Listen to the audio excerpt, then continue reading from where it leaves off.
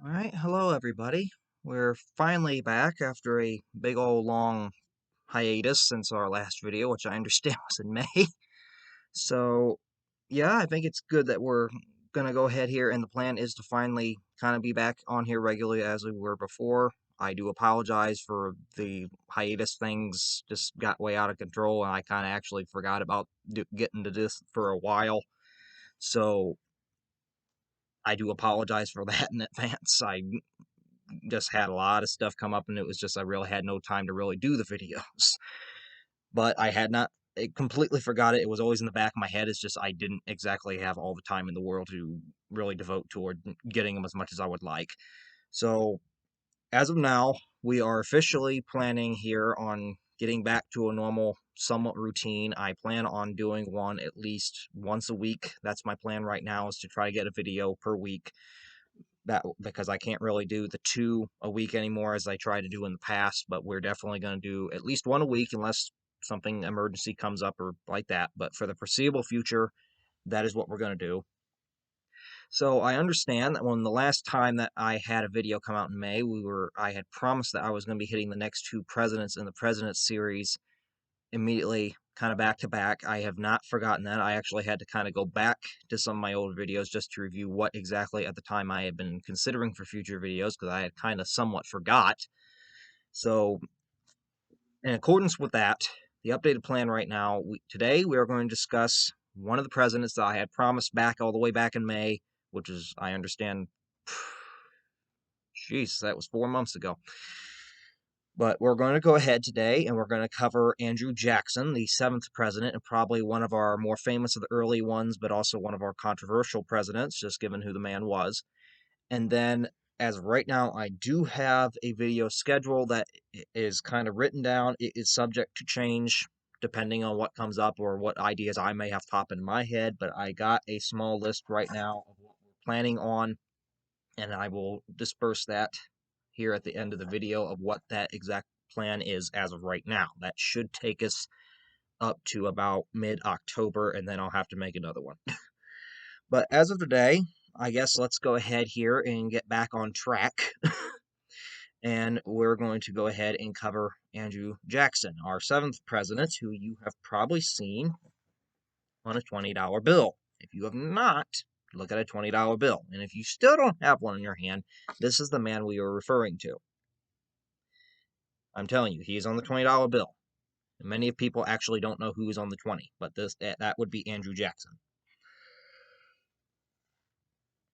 So let's go ahead here, and we're going to begin. As always, we will have our little photos. I'm still trying to figure out some new things I want to try to do with the channel, at least with the designs and procedures here. So bear with me as I try to figure out what I can do with that. And then, as always, we have our, if you see me looking down, it's because I have to look and reference back at my magical notebook. Mostly because, as always, you may know a bunch of the information, but at times even we have to kind of go back and look at some things, and even if you do know it all, it probably doesn't hurt to write it down. That way you don't remember some important point that you might want to discuss or talk about when you're doing these. So for my purpose, that's what I do it for, is A, sometimes I actually have to go back and research just a couple of things to make sure I have them right, and then B, it helps me kind of remember what points I want to include in the video. So let's go ahead here and start with Mr. Andrew Jackson. So as always, I know in these presidents videos, we always start with the beginning of their lives. We kind of work our way up, so that's where we're going to begin. Andrew Jackson was born on March 15th of 1767 in the Waxhaws region between North and South Carolina. The Waxhaws are like, I think, part of the Appalachian Mountain Range in that area. It has actually never been determined where Jackson was born. His exact birthplace is still to this day unknown, but Jackson, during his lifetime, always claimed that he had been born in South Carolina on that side of the border. So we take Jackson's word because that's really all we have to go on.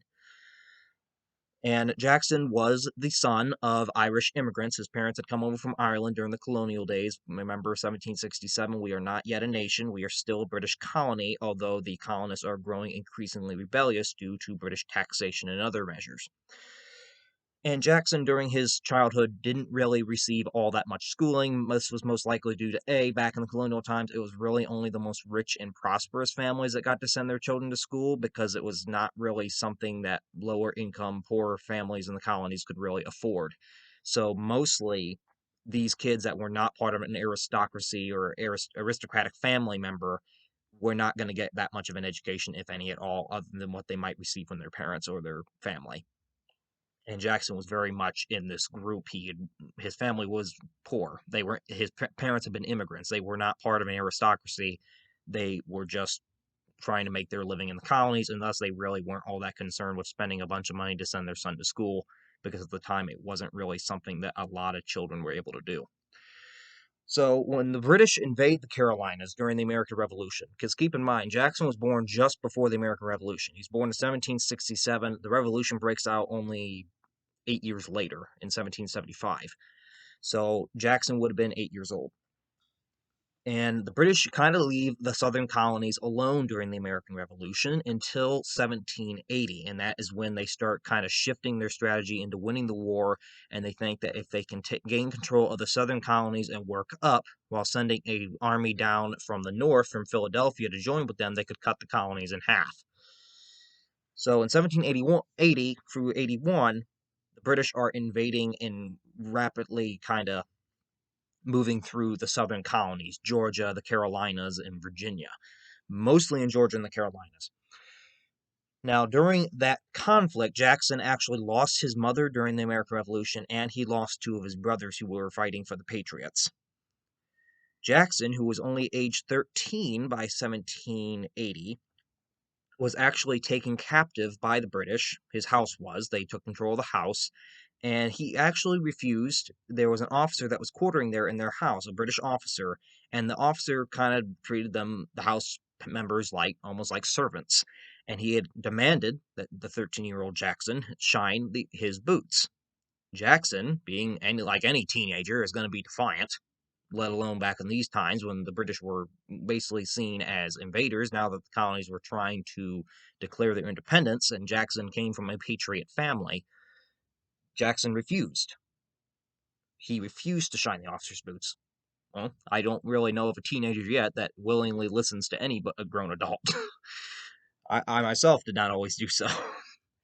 But anyway, Jackson refuses to shine the officer's boots when the officer demands that he shines them. In response, the officer actually breaks out his cavalry sword and actually slashes Jackson's face with it, and it leaves a scar on Jackson's face that actually remains there for his entire life, and it also causes Jackson during his lifetime to have a hatred of the British for what they had done. Which, of course, was not just the sword slashing. We got to take into account that he had lost his mother and his two brothers to the English, and then he got personally injured during the American Revolution. Of course, he was probably going to have a little bit of a distrustment and hatred of the British.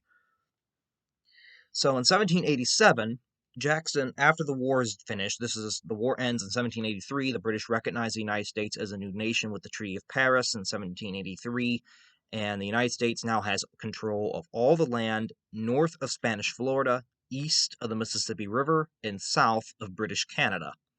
This is all American territory. So in 1787, Jackson is actually trying to make his way through life. He's now 20 years old.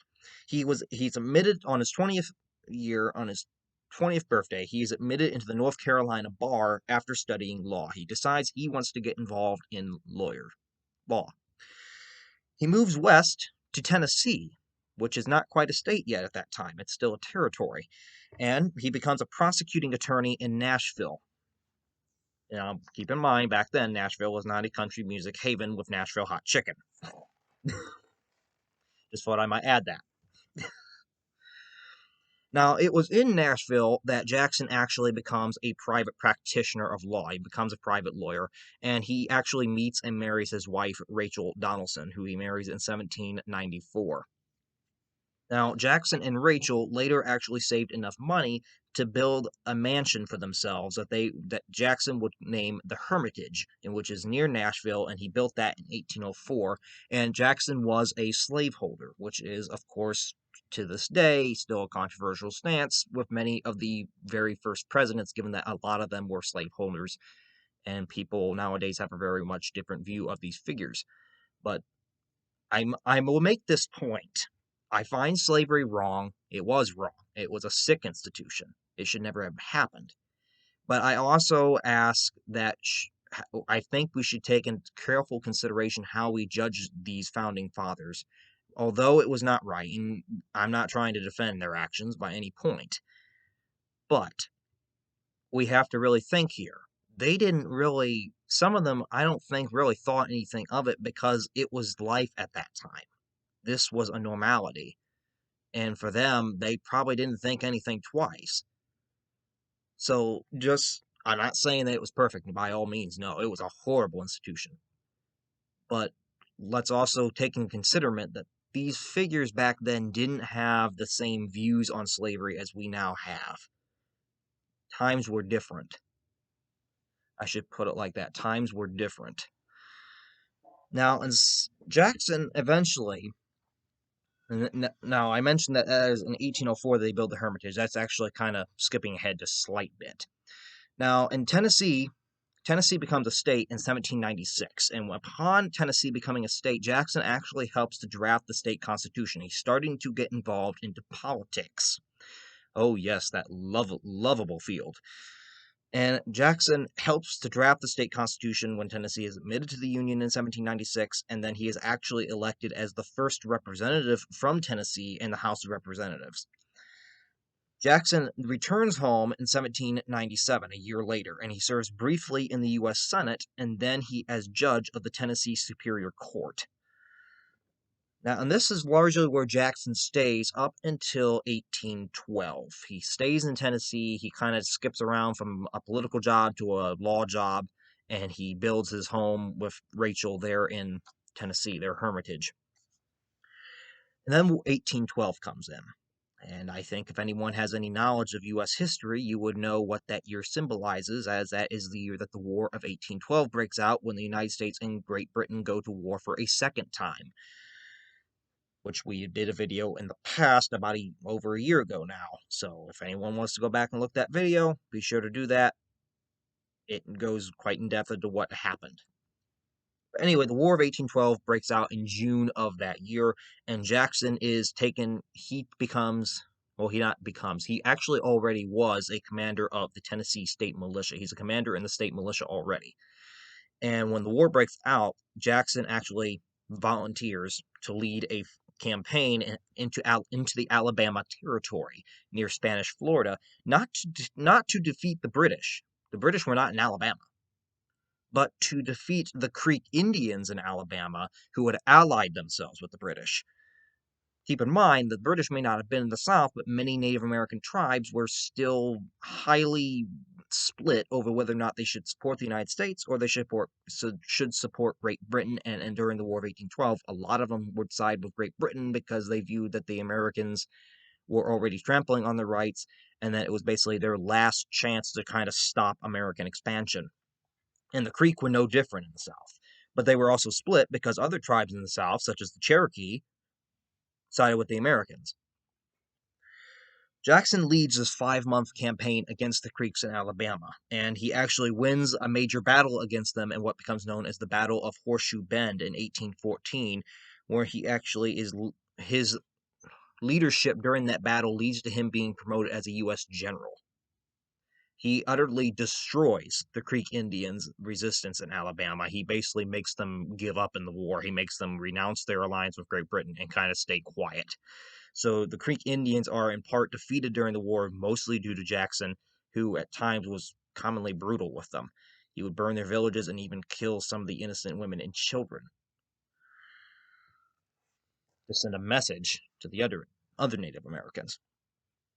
Jackson becomes a war hero at the end of the war when he actually successfully defeats the British at the Battle of New Orleans in Louisiana in 1815. This was actually the last battle of the war, and ironically, it was fought a month after the war had officially ended, because the war had ended in December of 1814, and in January of 1815, the Battle of New Orleans takes place. And this was because, keep in mind, this is 1814 when the war is officially ended. We're still using sailing vessels transatlantic travel is still not that fast. So this was signed, the treaty was signed on Christmas Eve of 1814, and keep in mind, the battle takes place, I think, on January 15th. So the news that the war was over hadn't quite reached neither the Americans yet or the British. So it was still coming overseas, and that's why this battle ended up being fought, because neither side really knew that the war had already ended. And Jackson actually successfully defends New Orleans against the British. He actually turns them back with the help of local pirates, of local Indians, and, of course, militia and regular army. And this cements Jackson's status in a way as a war hero. People referred to him as the hero of New Orleans in years to come. Now, under James Monroe, who becomes president in 1817, Jackson orders an invasion of Florida during Monroe's first year of office in 1817 as commander of the U.S. Army Southern District. Keep in mind that Florida is a Spanish territory at this time. It is not United States territory. Now, Jackson's army captures the Pensacola region, claiming that the land, much to Spain's anger. Now, he claims that the Pensacola area of Florida is now part of the United States. For what reason? Jackson cited that he had invaded Florida because they were common, and this was happening. There were Indian attacks from Indians living within the Spanish Florida territory that were coming across into the United States territory and actually raiding and destroying American settlements. And then they were retreating back into Spanish Florida. Jackson claimed that because Spain didn't seem to really have a control in the area, that he was going to lead the army in there and take control of the Indians himself. And since he also viewed that Spanish really didn't have that much control over the area, he felt that he had no problem claiming the land because he didn't think the Spanish would be able to do anything to counter him. Now, keep in mind, Jackson had done this without any military authorization from either the military leadership or the president himself. Now, Congress disapproves of Jackson's actions, and Secretary of State John Quincy Adams ironically actually comes to Jackson's defense. This is quite ironic because, as we'll see here in just a little bit, it is John Quincy Adams who becomes Jackson's greatest political rival. And at the time, Adams actually defended him. This eventually, Jackson's premeditated invasion of Florida eventually leads to the acquisition of Florida in 1819 when Adams signs the Adams-Onis Treaty with the Spanish, which basically secures the territory of Florida for the United States, and Spain leaves it. So, although Spain was ticked off, they ultimately, I think it led open the view to them that we really don't have a control in this territory, and if the Americans want it so badly, let them have it, because it's going to be their problem now. So, basically, they sold it to us. But if not for Jackson's invasion, the Spanish may not have come to that conclusion so soon. Now, this eventually helps lead to Jackson's further political career because now he's also proving to be a successful general in peacetime. Now, although Jackson professed no interest whatsoever, he was being urged by many of his supporters to run for the office of president by the early 1820s. Now, Jackson, he played, I would say, trying to think of how we would put this. He played the act of a politician that is like, oh no, I don't want to do that, but I'll do it because you want me to. That kind of politician. The politician that doesn't openly declare that they're running specifically for the job, but they're only running because the people urge them to, and they're running for the people. And that's what Jackson portrays himself as. Now, eventually, his supporters rallies enough support for Jackson that he does not get to the presidency, but in 1824 he actually gets him a nomination and a seat in the U.S. Senate. So his supporters already get him in Congress alone. Now, when the five-way race... Oh, hold on here. I think we skipped ahead just a slight bit.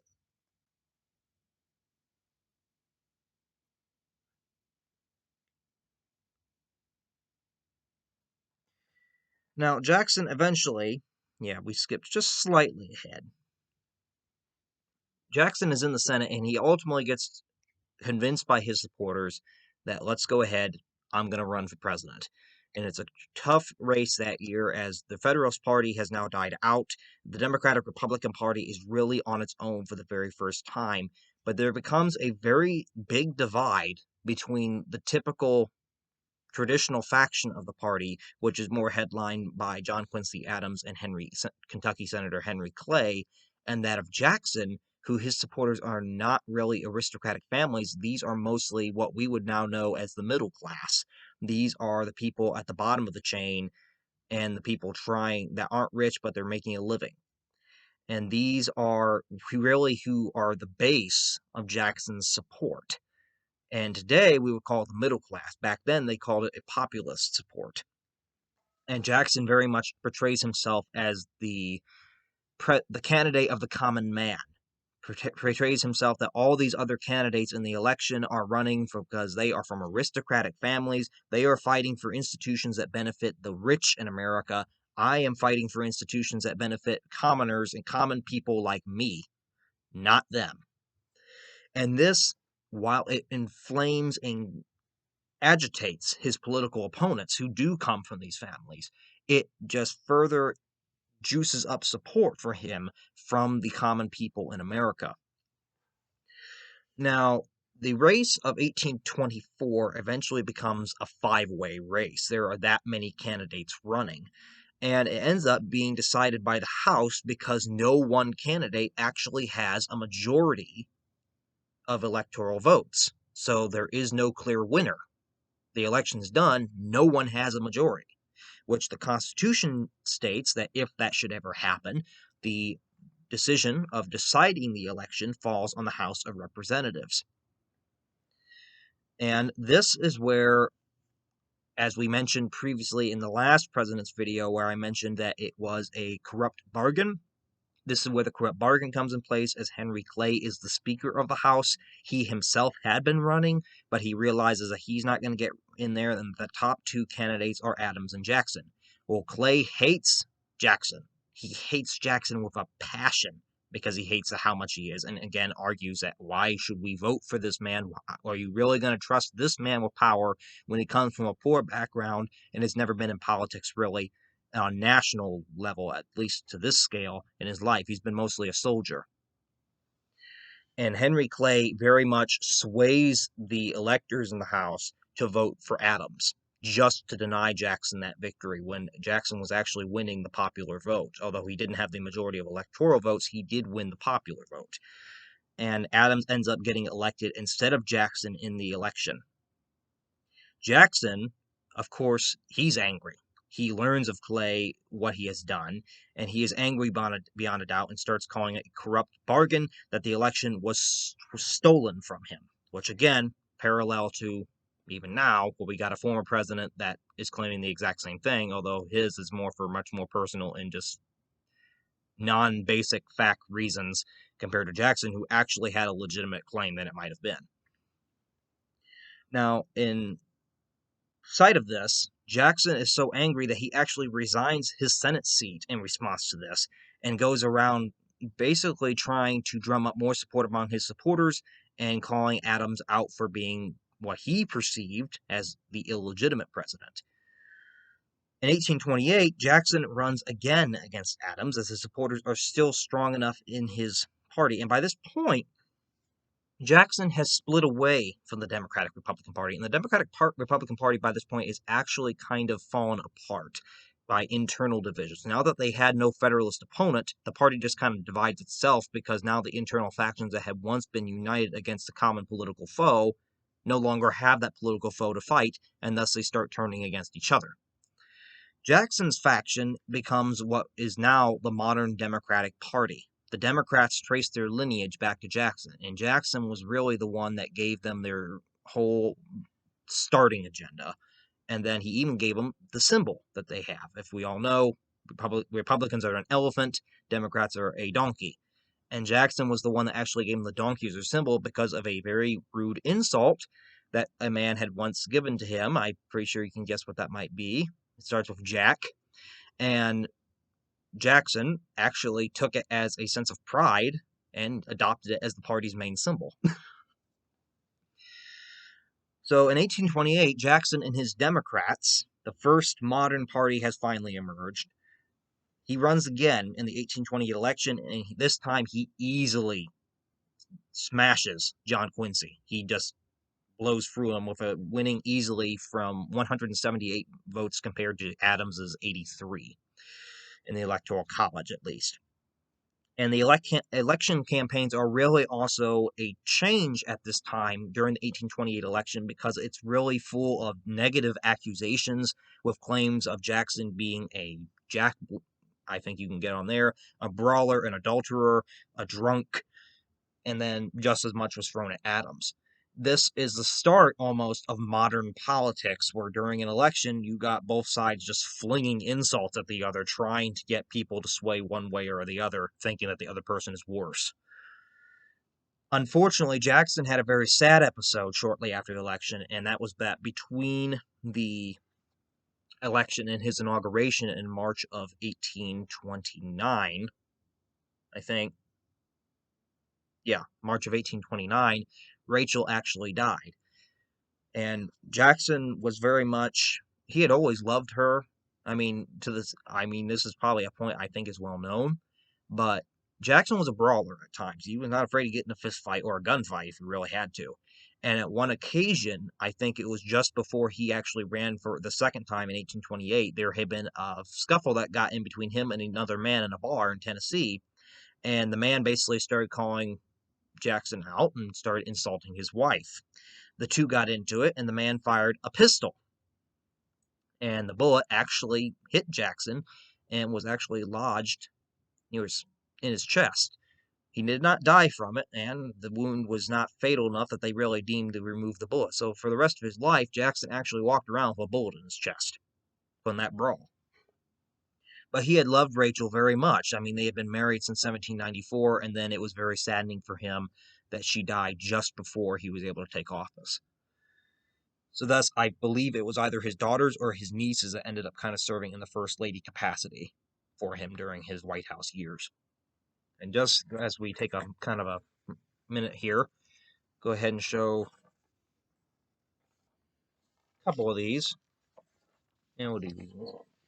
This is just a depiction of the incident, as we mentioned, when Jackson was 13. He got slashed in the face by a British officer because he refused to shine his boots. This just kind of is a old engraving published by Currier and Ives during the 19th century of that incident.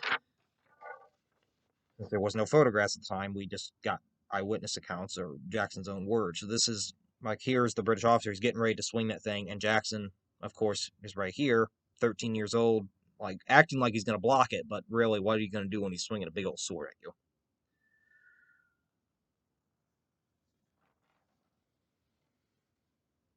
And this is a very famous painting of the Battle of New Orleans in 1815, at the very end of the War of 1812, where Jackson kind of cemented his status as a war hero.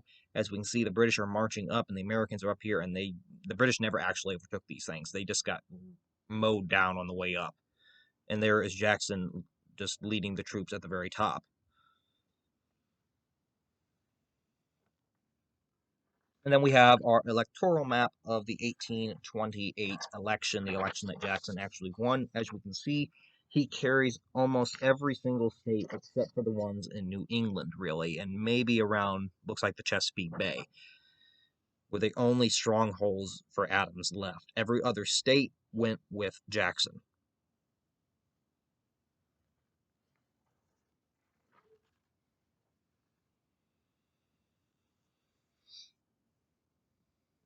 Right, and that brings us up to Jackson's presidency, his 2 terms in office. He is a 2-term president. And he is the very first frontier president. He's the first president to actually come kind of from not one of the aristocratic families. He was not born, he was not born in a rich family that was given him privilege.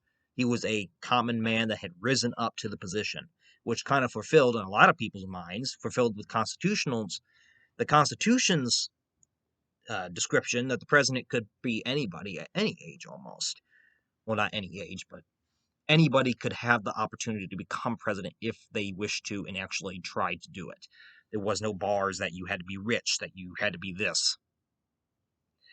Now, Jackson's political power comes from the West, which really marks a shift in politics, because previously the power in politics had largely come from the original 13 colonies on the East Coast, and now it is transitioning to the West, which when we say West, keep in mind the West in the country at that time is this, because we don't have California yet. So when we say the West, we mean what we would now call the Midwest. But this is where he's getting a bulk of his support.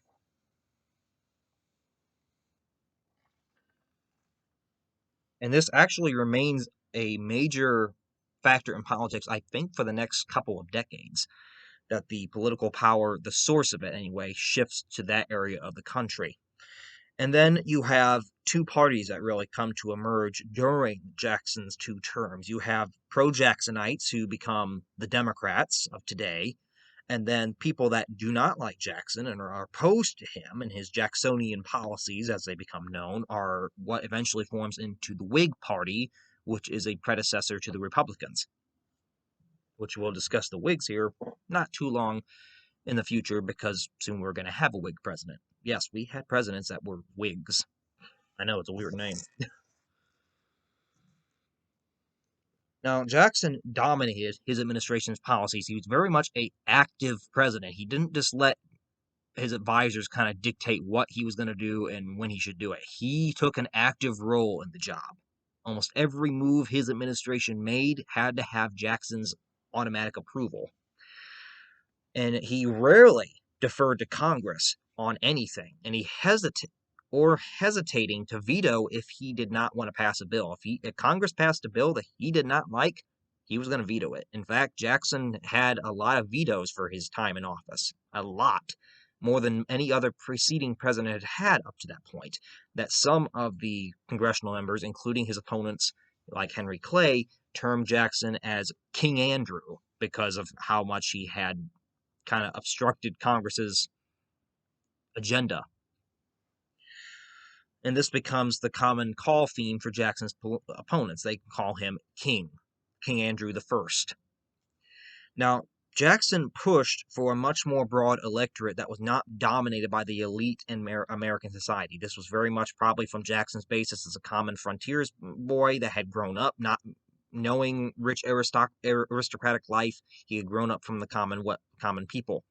And he argued that the common people do not have as readily an access to the public, to the electoral system, as the rich do. And we need to make it much more easier for every American, not just the rich, to get involved. Now, this serves as a primary reason Jackson gets this sense of it's the common American people against the American elite, the rich in society. He gets this view. And in some ways, you can see that still carries on in the Democratic Party today. Now, this belief of it's the commoners against the elite guide Jackson on some of his actions. And one of the biggest actions that he takes during his first term, especially, was his vetoing of the rechartering of the Second National Bank in 1832, which Jackson believed that the bank was not serving the interests of the American people and that it was serving the interests of the elite in the country. So when the bank comes up for recharter in 1832, which it had to be rechartered, Jackson vetoes the recharter, of course getting resounding criticism from Whigs in Congress, but he does not back down. And eventually the bank actually goes out because of the factor that it was not getting any more funds and wasn't going to be supported anymore. And unbeknownst to Jackson or anybody at that time, really, Jackson thought he was doing a good thing. But in all honesty, he ended up doing something much worse, because with the second bank no longer there, within a couple of years, the country started getting plunged into an economic recession due to that decision. But that would actually fall on Jackson's successor. Now, Jackson was challenged in 1832 for his re-election by Henry Clay, his most ardent opponent, but he won extremely easily. Clay was not going to win because by this point Jackson was just, Americans loved him. If you were not an elite American, you loved him. If you were a member of the elite, you hated him. But by this point, the elite were not as numerous as the common American people. And that is what we see here. Oh, yeah. This one. This map. That's what we see here in the 1832 re-election campaign. Jackson very much takes control of every state, even the ones that he had lost previously up here somewhat.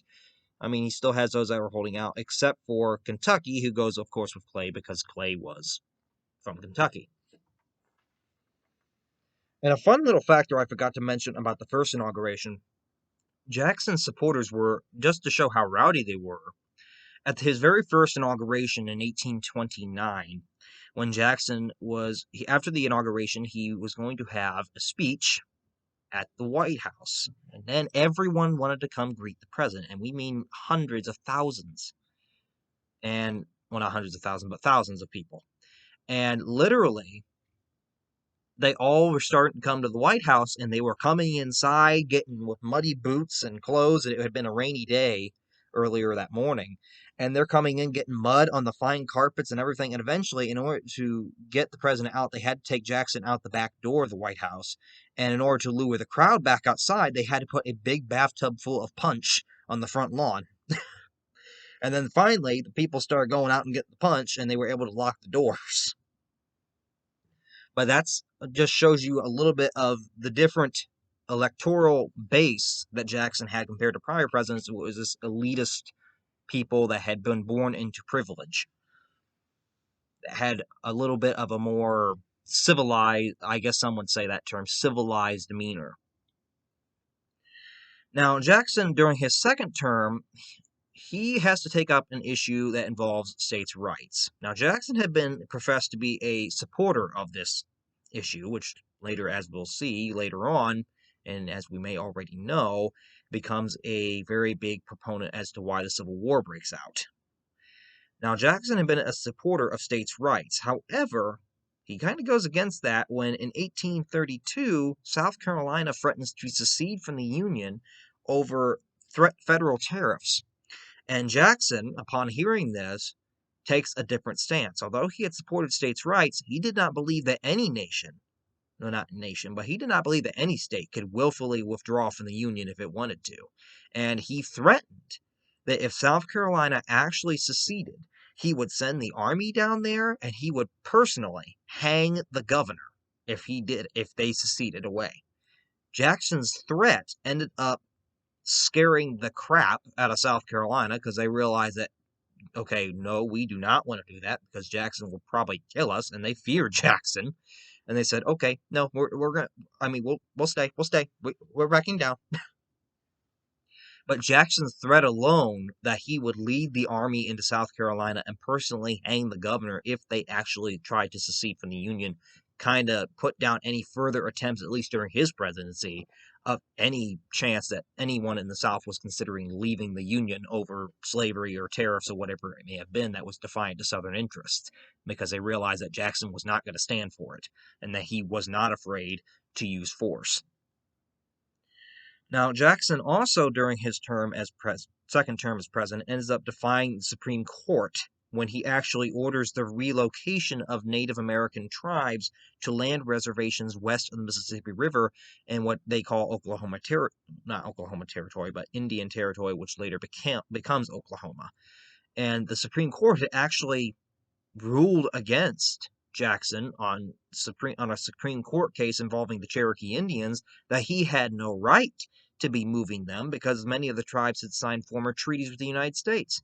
Jackson continued to move and relocate these tribes with the use of force with federal troops, defying the Supreme Court's decision, which is part of the reason why Jackson is not always seen that most favorably today among many historians on that regard and among many people because of the fact that he forced these Native Americans from their homelands and defied the Supreme Court to do it. He was just going on his own, and he had been ordered by the law not to do it, and he still ignored the law. So there was a lot of controversy over that. In fact, the Cherokee, the Chickasaw, the Choctaw, and the Creek, and even the Seminole in Florida, they're made to endure the Trail of Tears, as it becomes called. There's so many of them that end up dying in that long overland march to Oklahoma that they call it the Trail of Tears. And to this day, there are a lot of Native Americans, especially out in Oklahoma, that they will not they won't even take a $20 bill because they hate Jackson so much. They hate even seeing a $20 bill because it has Jackson.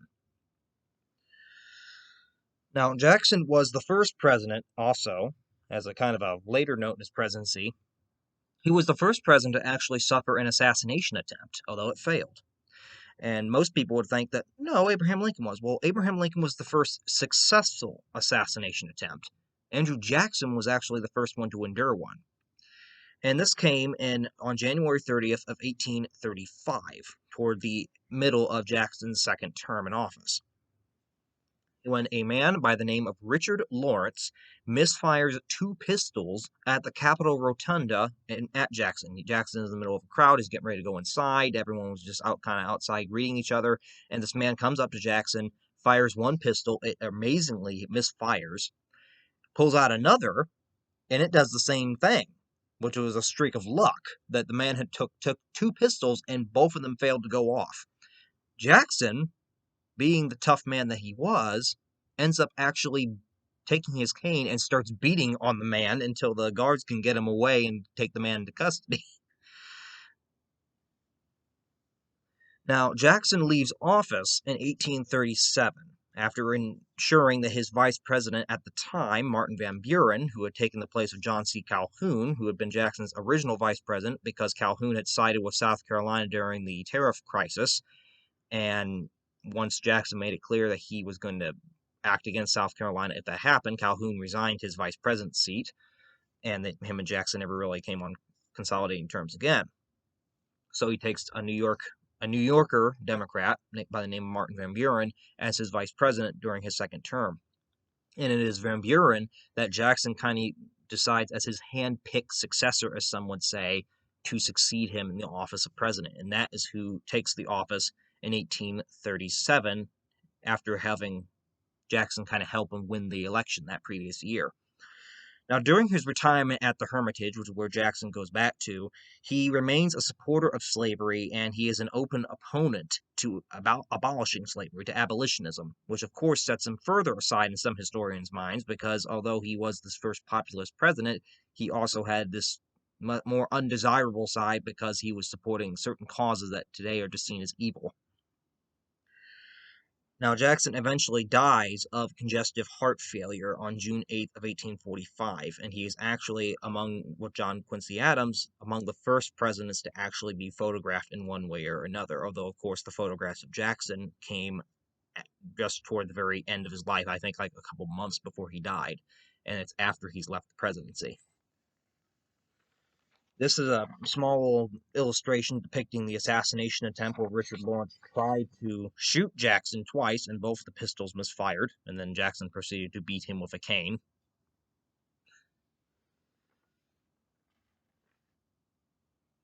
So mark that down. First assassination attempt against the president was in 1835. And then this is an 1845 daguerreotype, a very early photograph of Andrew Jackson, just, I think, a month or two before he died. So this is literally toward the very end of his life.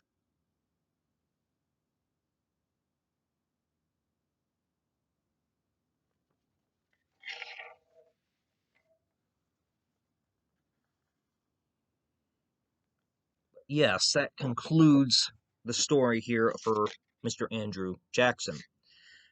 So, yes, Andrew Jackson, he would very much change the game for politics. He really brought into play the importance of the common people in an election, but at the same time, he's also controversial because of the certain measures that he did during his presidency that probably weren't the most well conceived.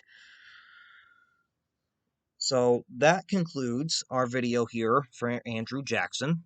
Now, as I stated, I wanted to kind of go over what our supposed plan is for right now of videos to do here that will take us up into mid-October. I remind the audience here that this is subject to change. This could change. I don't think at least for the next 2 weeks, it's not going to change, but I could be rearranging some stuff after that, depending on what we come up with. But for next week's video, we are going to cover the Texas Revolution, which was an event that, although Texas wasn't part of the United States yet at the time, it did happen during Jackson's presidency. And then we are going to cover the week of the 19th. We will cover Martin Van Buren, our 8th president, Jackson's handpicked successor. We'll go ahead and do that second president video that I promised I would do back in May, and I realized it's 4 months late. And then the week of September 26th, a video on the Ohio Indian Wars, which happened right here in my home state. And actually, I've kind of been tracing around a little bit, trying to find some of these sites where there were a lot of Indian battles with the United States. It was really the first stage of the Indian Wars that would last for over a century, because Ohio was really the frontier during the 1790s. And then for the week of October 3rd through the 9th, I am thinking about doing a video here on the Erie Canal in New York before we do any videos on any further canals or transportation systems that evolved during the 19th century, as the Erie Canal really is important because it really marked the first time that the East Coast and the Great Lakes Midwest region were actually connected through trade and could more easily get their goods back and forth to each other instead of having to wait so long for it to go across the Appalachian Mountains. So that is the schedule as of right now, as what we're planning. So we'll hopefully be able to stick to that.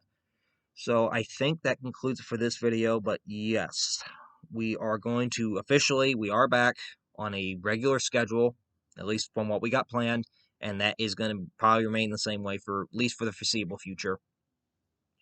So I think that pretty much wraps it up. Of course.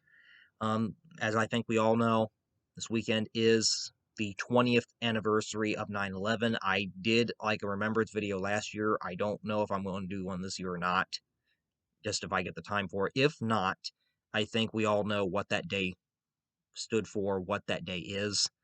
And I ask and implore all of you sometime that day to just kind of take a moment of silence, just have a little bit of respect, solace for the over 2,000 lives that ended up perishing that day due to terrorist acts. It is definitely probably one of the darkest days in modern American history, and probably will always be so. So definitely on that day, take a moment to yourself to kind of reflect, to at least acknowledge what happened that day, and hopefully never such an act is never committed again on American soil. But that pretty much, I think, wraps up for this video this week. So we will be back next week. I can actually say that with confidence. And we will be doing our next video. So until then, may everyone continue to stay safe through this whole pandemic and mess that's going on still. I mean, I understand it's changed, the game's changed a little bit since May, but I understand it's still out there. It's still spreading like wildfire, and we're still struggling with vaccinations. So stay safe. And on that note, I think we'll go ahead and end here. So until next week, may you all do well, and may God bless you all.